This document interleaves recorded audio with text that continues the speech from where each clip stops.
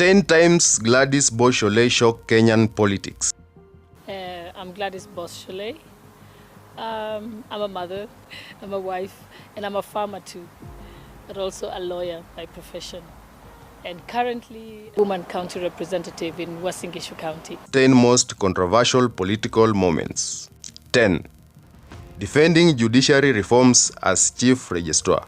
During her tenure as Chief Registrar, Shollei became one of the most visible faces of judiciary reforms, frequently defending institution changes and increased funding amid criticism. Yes, justice has always been delivered, but not as efficiently and as expeditiously as people demanded or as the law requires us to do. So one of the things is to actually improve that, because we know we are not scoring at 100% definitely, and that's some of the improvements that we need to make. Before she became a politician, Gladys Shollei was already fighting battles at the heart of Kenya's judiciary.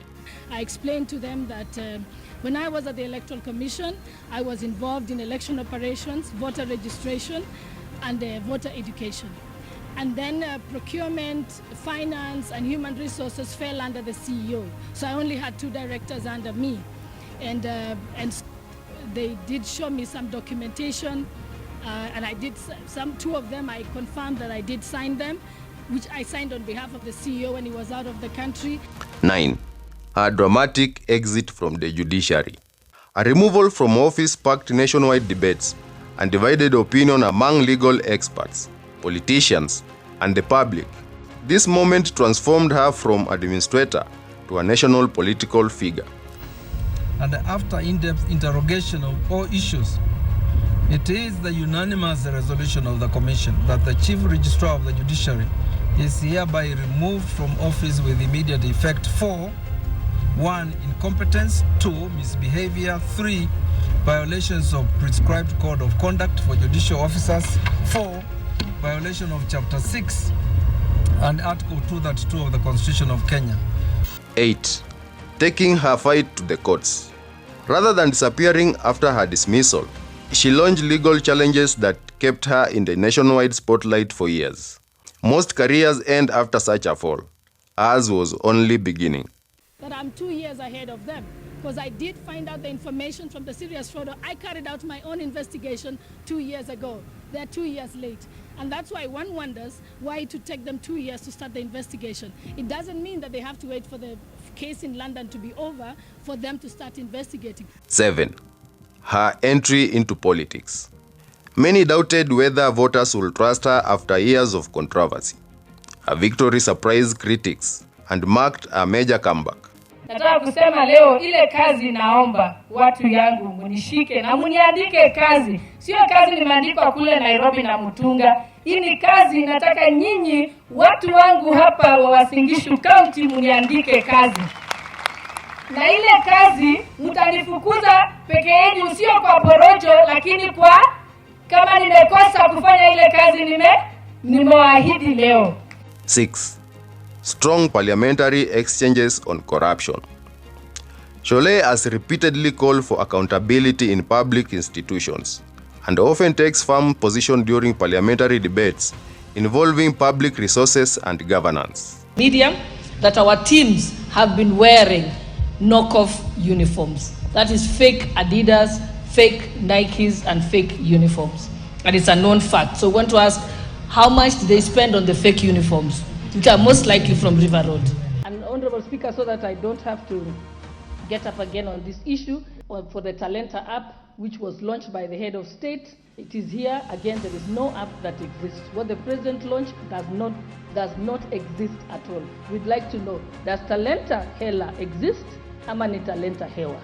Honorable Speaker, I'm beginning to think that the candidate is actually avoiding to explain to us how you're going to transform the agriculture industry in Kenya. Because you're spending way too much time on the other questions that are not even relevant to this particular docket. Moment 5. Her views on leadership and public service. Several of her speeches are focused on merit, professionalism, and discipline in public institutions. I would like to persuade the media. I'd persuade the media that don't get involved in mudslinging, character assassination, character shaming, because it is wrong. It's a very painful thing that the media can do to you. I saw what they did to me in my own life. I'm a living testimony of being destroyed several times by the media. Attracting both praise and criticism. Moment 4. Defending government position during heated debates. Issues that have been raised in the BBI report. But let me pick one, the issue of IEBC. If you look at Schedule 2, page 80, basically, they are going to leave the entire power to decide and remove IEBC commissioners in the presidency and no one else. So basically, it is one person who is going to decide on that decision. When you say two political large parties, again, it leaves out other smaller parties that even cover your area. That BBI report, the amendment is in the schedule. It is not in the main constitutional amendment body. How does a schedule remove Article 251 of the Constitution in a schedule? So nataka kuuliza ni professionals gani waliandika hiyo BBI report? The Constitution has never been amended in a schedule, ever. As a senior parliamentary leader, she has frequently found herself defending controversial government policies against opposition criticisms. The job of bishops, and I remember this telling to my pastor many years ago, their job is the spiritual work. Let them leave the business of running the country to those who are tasked with the job of running the country. The president was elected to run the country. Lazima upeane mkono, ufanye kazi na wale watu wako upande ule mwingine. Kama ni lazima ufanye hivyo ndio nchi inyamaze na nchi yetu iendelee, ni kitu ya maana. Nataka kumshukuru kwa sababu inachukua yule mtu, a great person, kuwa na hiyo humility na kusema nchi ya Kenya ni kubwa kuliko mashindano. Na tunamshukuru na sisi wote tushikane hivyo. Moment 3. Election as Deputy Speaker. Do you affirm or do you swear to the Bible?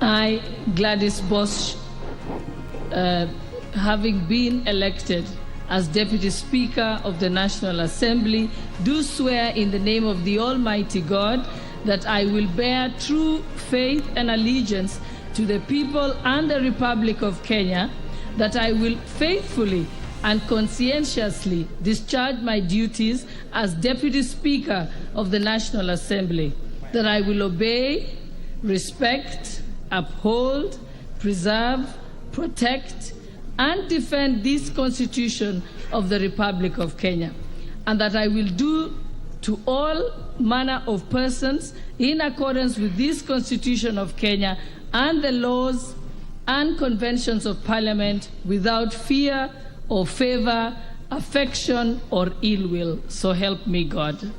Congratulations. A victory over experienced competitors demonstrated her influence within Parliament and cemented her position among Kenya's top political leaders. The woman once removed from office had now risen to one of Parliament's highest seats. Moment 2.